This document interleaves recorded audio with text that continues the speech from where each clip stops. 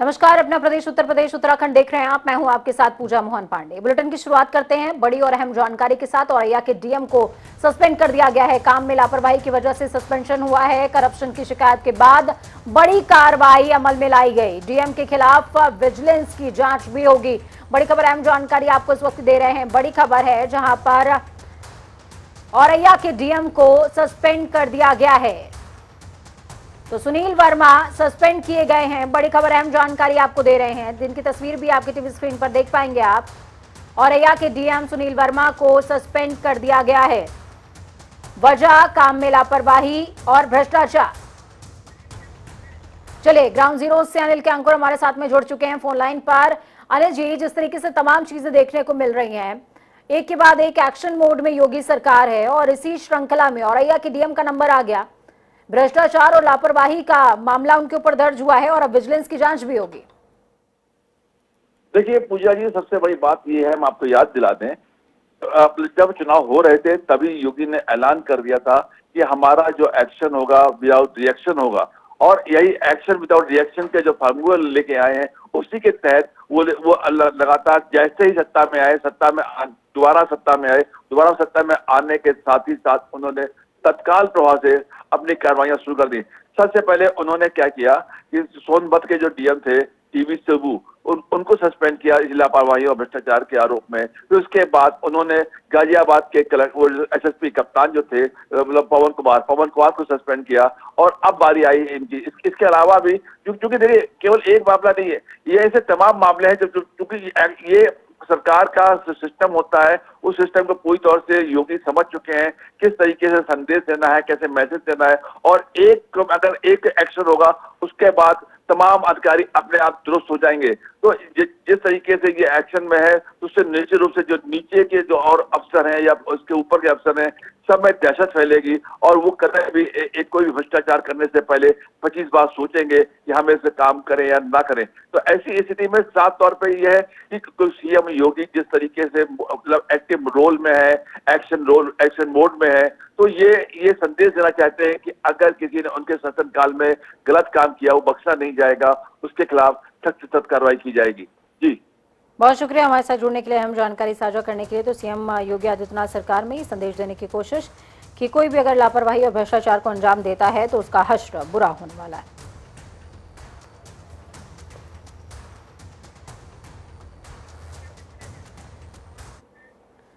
उत्तर प्रदेश के मुख्यमंत्री सीएम योगी आदित्यनाथ ने सोमवार को श्रावस्ती जिले में स्कूल चलो अभियान का आगाज किया। आपको बता दें, सीएम योगी का लक्ष्य साक्षरता दर में पिछड़े जिलों को मुख्यधारा में लाने का है।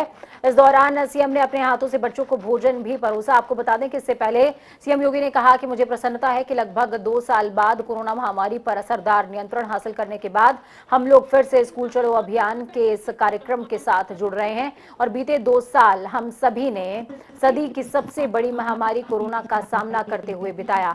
कोरोना महामारी से जीवन का प्रत्येक क्षेत्र प्रभावित हुआ, लेकिन स्कूली शिक्षा सबसे ज्यादा प्रभावित हुई है। साथ ही कहा कि किसी को ज्ञानवान बना देना ही जीवन का सबसे पवित्र काम होता है। इसका आधार है शिक्षा। स्कूल चलो अभियान के इस कार्यक्रम को आगे बढ़ाने से पवित्र काम और कोई नहीं हो सकता। मुझे प्रसन्नता है कि लगभग 2 वर्ष बाद कोरोना जैसी महामारी पर एक प्रकार से प्रभावी अंकुश तात्कालिक दृष्टि से लगाने के बाद हम लोग फिर से स्कूल चलो अभियान के इस कार्यक्रम के साथ जुड़ रहे हैं। मैं इस अवसर पर सभी प्रदेश की अपनी इस भावी पीढ़ी नौनिहाल बच्चों का हृदय से स्वागत करता हूं। उन सब का मैं स्कूल चलो अभियान के अवसर पर हृदय से मैं उनका अभिनंदन भी करता हूं। हम सब ने विगत 2 वर्ष इस सदी की सबसे बड़ी महामारी कोरोना का सामना करते हुए व्यतीत किए। कोरोना में देश के अंदर प्रधानमंत्री मोदी जी के नेतृत्व में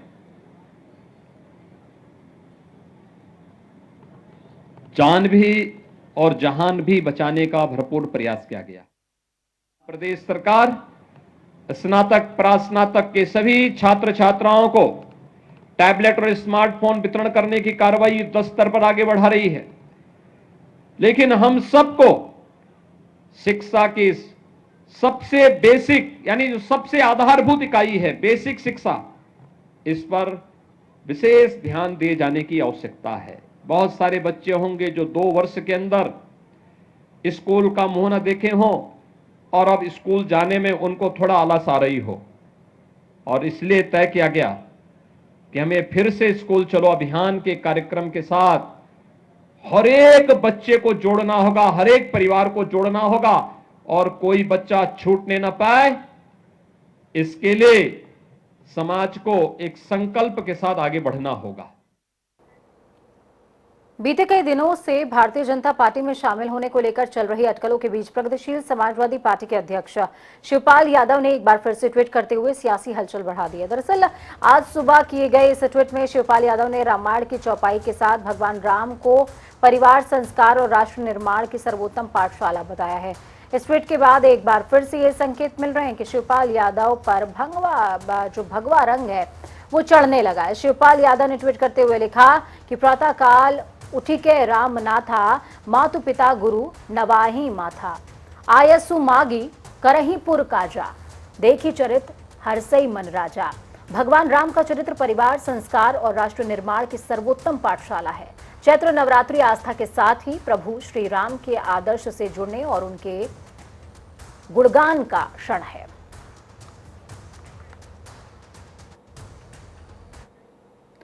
गोरखपुर मंदिर के गेट पर हुए हमले का मामला लगातार बढ़ता जा रहा है। पकड़े गए हमलावर के आईआईटी बॉम्बे से केमिकल इंजीनियरिंग करने के बाद धार्मिक नारे लगाते हुए सुरक्षा कर्मियों पर हमले को गंभीरता से देखा जा रहा है। इस पूरे मामले में बदलती स्थिति को देखते हुए टेरर एंगल से भी जांच कराने का निर्णय लिया गया है। यूपी सरकार ने इस पूरे मामले को जांच उत्तर प्रदेश एटीएस के हवाले कर दी है। अब यूपी एटीएस ने इस पूरे घटनाक्रम के हर पहलू की जांच शुरू कर दी है, उसको खंगालना शुरू कर दिया। एटीएस की टीम गोरखनाथ मंदिर पहुंच चुकी है, जिसके बाद घटनास्थल का जायजा लिया गया। इसके अलावा इस पूरे मामले की जांच के लिए एनआईए और आईबी भी लगी हुई है। योगी सरकार ने इसकी उच्च स्तरीय जांच के आदेश दिए हैं।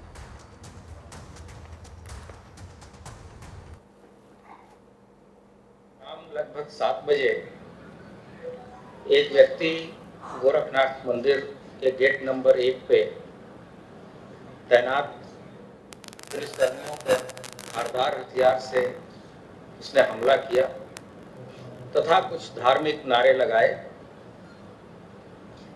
उसके अटैक से 2 जवानों को गंभीर चोटें आई हैं, जिनका नाम क्रमशः गोपाल गौड़ और अनिल पासवान है। क्योंकि आप सबको विदित है कि जितने भी महत्वपूर्ण संस्थान हैं उनकी अपनी एक सुरक्षा योजना होती है और उसके तहत ही वहाँ तैनातियाँ रहती हैं। वहाँ के सजग और सतर्क पुलिसकर्मियों ने तुरंत ही अन्य साथियों के साथ मिलकर उस व्यक्ति को काबू किया तथा उसकी गिरफ्तारी की। उस व्यक्ति के पास से जो चीज़ें बरामद हुई हैं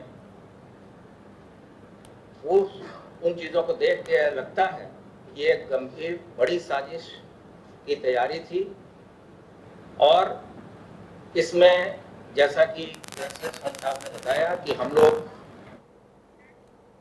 तो बड़ी खबर अहम जानकारी आपको दे रहे हैं। सीएम योगी आदित्यनाथ गोरखपुर जाएंगे, थोड़ी देर में गोरखपुर के लिए रवाना हो जाएंगे सीएम योगी आदित्यनाथ। गोरखपुर हमले के बाद सीएम योगी का अचानक दौरा है। कल गोरखनाथ मंदिर के जवानों पर हमला हुआ था। आपको बता दें इस वक्त की बड़ी और अहम जानकारी गोरखपुर से सामने आ रही है, जहां पर गोरखपुर हमले के बाद सीएम योगी का अचानक औचक दौरा ये है, जिसमें कल गोरखनाथ मंदिर के जवानों पर हमला हुआ था। इसी पूरे मामले को संज्ञान में लेते हुए सीएम योगी आदित्यनाथ खुद गोरखपुर पहुंचेंगे। अब से कुछ देर के बाद सीएम योगी आदित्यनाथ गोरखपुर में मौजूद होंगे। गोरखनाथ मंदिर के जो जवान हैं उनके ऊपर कल हमला किया गया था। इसी मामले का संज्ञान लेते हुए सीएम योगी आदित्यनाथ गोरखपुर के लिए रवाना हो रहे हैं और अब से कुछ देर के बाद गोरखपुर में पहुंच जाएंगे। चलिए ग्राउंड जीरो का रुख करते हैं। सुभाष हमारे साथ में जुड़े हुए हैं। सुभाष, कल गोरखनाथ मंदिर के जवानों पर हमला और हमले के बाद आज सीएम योगी का औचक दौरा, ये दोनों चीजें आपस में कनेक्टेड हैं क्योंकि एटीएस के पास जांच है, उस उच्च स्तरीय जांच के आदेश सीएम योगी ने खुद दिए हैं और गोरखपुर से सीएम योगी आदित्यनाथ का एक विशेष लगाव है। पूजा मैं बता दूं तो 7:30 बजे की यह घटना है और मैं इस समय मौजूद हूँ गोरखनाथ मंदिर के गेट पर। आपको मैं दिखाना चाहूंगा, पहले एक नजर दर्शकों को दिखाना चाहूंगा। यही वो मुख्य गेट है गोरखनाथ मंदिर का और यहीं पे शाम को आप देखेंगे ये दाहिने तरफ योगी आदित्यनाथ का एक यहाँ पोस्टर लगा है और इसी के नीचे यहाँ पे पुलिस बैठी हुई थी और यहीं पर हमलावर आता है और हमलावर जो है नारा लगाते हुए उन लोगों के ऊपर हमला कर देता है। उसके हाथ में फरसा होता है। तो कहीं न कहीं जो अभी तक जो मुर्तुजा अब्बास है उसकी जो है जो संदेह के घेरे में आ रहा है, लगातार संदेह के घेरे में आता चला जा रहा, क्योंकि उसके हाथ में बैग भी था और बैग में जो है उसमें लैपटॉप मिला है, लैपटॉप के साथ पैन कार्ड मिला है, पैन कार्ड के साथ एक एयर टिकट मिला है। तो इसमें जो है गहन जांच की जा रही है और रात ही में एटीएस के एसएसपी अभिषेक सिंह गोरखपुर आ चुके हैं और इसी मामले को देखते हुए जो है मुख्यमंत्री योगी आदित्यनाथ भी गोरखपुर में अब थोड़ी ही देर में पहुंचने वाले हैं और मुख्यमंत्री योगी यहाँ तस्वीरों में कि यहाँ पे चेकिंग पॉइंट है, यहाँ पे कल से जो है पूरी तरीके से जो है चेकिंग तेज कर दी गई है। एक एक बैग की यहाँ पे चेकिंग की जा रही है और बिना चेकिंग के किसी को अंदर नहीं आने दिया जा रहा है। तो मुख्यमंत्री योगी आदित्यनाथ अब से थोड़ी देर में गोरखनाथ मंदिर में आएंगे और यहाँ पे एक समीक्षा बैठक करेंगे। साथ में ही आपको ये भी बता दें कि हो सकता है कि जो घायल सिपाही हैं उनको देखने वो हॉस्पिटल भी जाएं। जी पूजा। बिल्कुल, अभी सुरक्षा व्यवस्था का जिक्र आपने कर दिया, क्या परिसर के अंदर भी इसी तरीके का जो माहौल है वो देखने को मिल रहा है सुभाष? जी बिल्कुल, देखिए बाहर से लोग आते हैं, कई प्रदेश के कई जिलों से लोग आते हैं यहाँ पे मंदिर गोरखनाथ मंदिर में दर्शन करने लोग आते हैं और यहाँ पे सबसे बड़ी बात है कि इसी परिसर में मुख्यमंत्री का आवास भी है और मुख्यमंत्री के आवास होने के नाते मामला पूरी तरीके से गंभीर हो गया है और जांच करना बहुत जरूरी भी है। बहुत शुक्रिया सुभाष हमारे साथ जुड़ने के लिए, हम जानकारी साझा करने के लिए। सीएम योगी आदित्यनाथ क्या कुछ कह रहे हैं, सुनिए। अभी मैंने हॉकी के उभरते हुए खिलाड़ियों के प्रदर्शन को देखा है। दोनों टीमों ने बहुत अच्छा प्रदर्शन यहां पर किया और सचमुच खेल के उत्कृष्ट भावना उनके इस प्रदर्शन में देखने को मिली। जब भी एक खिलाड़ी खेल के मैदान में खेलता है तो वह खिलाड़ी केवल अपने लिए नहीं खेलता, वह देश के लिए खेलते हुए बहुत कुछ संदेश देकर के जाता है। और जब भी ये हमारे होनहार खिलाड़ी अपना खेल के मैदान में अपना प्रदर्शन करते हैं तो उस समय जिन महानुभावों की स्मृति में इस प्रकार के आयोजन होते हैं उन महानुभावों की आत्मा भी अत्यंत प्रफुल्लित होती होगी। जब इन बच्चों के इस उत्कृष्ट खेल के प्रदर्शन को स्वर्गीय केडी सिंह बाबू की आत्मा देख रही होगी तो अवश्य प्रफुल्लित हो रही होगी कि उन्होंने जो सोचा था उसको उनकी वर्तमान पीढ़ी किसी न किसी रूप में आगे बढ़ाने का कार्य कर रही है। हॉकी भारत का राष्ट्रीय खेल है और हॉकी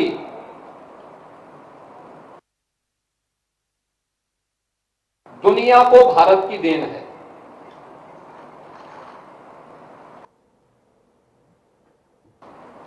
ओलंपिक में एक समय भारत का दबदबा था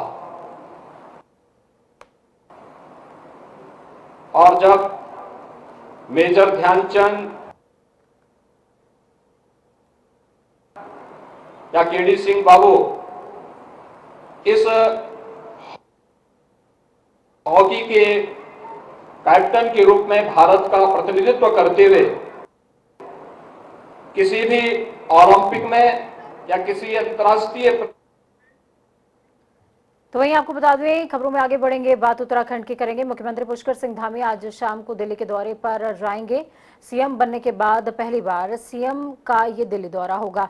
धामी ने कहा कि चुनाव में जनता ने बड़ा बहुमत दिया है, केंद्रीय नेतृत्व का बहुत बड़ा योगदान रहा। तो वहीं अपने इस दिल्ली दौरे के दौरान उनकी केंद्रीय मंत्रियों से भी मुलाकात सुनिश्चित है। शाम को 5 बजे मुख्यमंत्री दिल्ली के लिए रवाना हो जाएंगे। यहाँ पर चला और पूरे चुनाव में माननीय प्रधानमंत्री जी का और हमारे राष्ट्रीय नेतृत्व का बहुत बड़ा उनका यहाँ पर योगदान रहा है। लगातार उनके निर्देशन में चला है। माननीय प्रधानमंत्री जी के कामों को लेकर, उनके विजन को लेकर हम उत्तराखंड की जनता के बीच में गए। उत्तराखंड की जनता ने हमको 2/3 बहुमत दिया, पहली बार एक मिथक तोड़ा है। तो मैं औपचारिक रूप से और एक तो शिष्टाचार भेंट करने जा रहा हूँ, उनका भी आशीर्वाद लूंगा और उनका धन्यवाद भी करूंगा।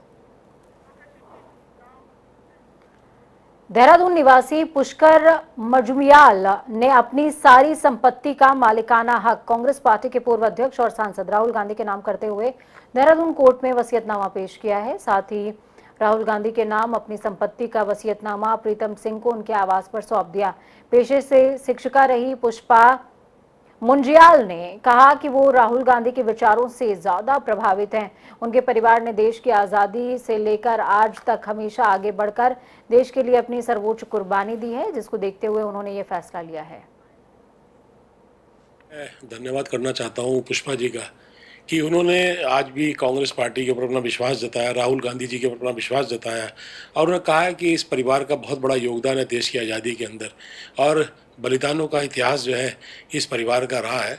तो इसलिए मैं जो हूँ अपने नगद धनराशि और जो सोना है उसे जो है मैं राहुल जी के नाम कर रही हूँ ताकि वो जो है देश की सेवा में लगा सके। नहीं देखिए ऐसा कुछ नहीं है क्योंकि राहुल जी हमारे नेता हैं और राहुल जी के नाम उन्होंने करी है। बाकी जब भी उन्होंने कहा जो भी और भी इसके अलावा मेरी संपत्ति होगी, जो भी कुछ होगा वो राहुल जी के लिए ही होगा, बस इतना में उन्होंने साफ लिखा है। अजीत काम्बोज हमारे साथ में जुड़े हुए हैं। अजीत, आपने पुष्पा मुंजियाल से क्या बात करने की कोशिश करी है? उन्होंने क्या सोचते हुए ये निर्णय लिया जिसके बाद वो सुर्खियों में बनी हुई है? बिल्कुल पूजा, अगर राजधानी देहरादून की बड़ी खबर की बात की जाए तो पेशे से शिक्षिका रही हैं पुष्पा जी और साफ तौर पर आज उन्होंने निवर्तमान नेता प्रतिपक्ष प्रीतम सिंह के आवास पर आकर उनको एक वसीयतनामा सौंपा है जिसमें उन्होंने अपनी सारी संपत्ति को राहुल गांधी के नाम पर ट्रांसफर करने की बात कही है। और साफ है कि अभी इनकी एज की अगर बात की जाए तो 70 साल से ज्यादा इनकी उम्र हो चुकी है और ओल्ड एज होम में ये निवास कर रही हैं। तो इनकी संपत्ति का जब ब्यौरा टटोला गया तो 50 लाख के करीब की इनके पास एक एफडी है और 10 तोले के लगभग इनके पास गोल्ड मौजूद है जो इन्होंने अपने वसीयतनामा में लिखा है और सीधे तौर पर कांग्रेस के पूर्व राष्ट्रीय अध्यक्ष राहुल गांधी के नाम ये वसीयतनामा किया है जिसको निवर्तमान नेता प्रतिपक्ष प्रीतम सिंह को सौंपा गया। और जब इसके बाबत हमने इनसे पुष्पा जी से बात करने की कोशिश की तो हालांकि इन्होंने ऑफिशियल कोई बाइट देने से तो इनकार किया, लेकिन बातों बातों में इन्होंने इतना जरूर कहा है कि वो पुराना इतिहास कांग्रेस का देख के आई हैं, शिक्षिका रही हैं, काफी करीब से इन्होंने कांग्रेस को पढ़ा है, समझा है। तो इसके चलते इन्होंने अपनी जो सारी भी संपत्ति थी वो सीधे तौर पर राहुल गांधी के नाम पर की है और कल के दिन को अगर कुछ भी हो जाता है तो इनकी पूरी संपत्ति राहुल गांधी को ट्रांसफर हो जाएगी जैसे इन्होंने वसीयतनामे में जिक्र किया। चलिए, बहुत शुक्रिया अजीत हमारे साथ जुड़ने के लिए, अहम जानकारी साझा करने के लिए। तो इस बीच बड़ी खबर, अहम जानकारी तमाम दर्शकों को दे दें। मुरादाबाद आजम खान के करीबी सपा नेता यूसुफ मलिक ने सरेंडर कर दिया है। रामपुर के चीफ जुडिशियल मजिस्ट्रेट की अदालत में सरेंडर किया है। सपा नेता यूसुफ मलिक पर 25,000 का इनाम भी प्रेषित था। आजम खान की यूनिवर्सिटी पर कब्जा मामले में 307 का मुकदमा दर्ज था। वक्त यहाँ पर छोटे से ब्रेक का, ब्रेक के उस पार खबरों का सफर लगातार जारी है। बने रहिए जनता टीवी के साथ क्योंकि हमें आपकी ताकत। अपना और अपनों का बहुत ख्याल रखें। नमस्कार।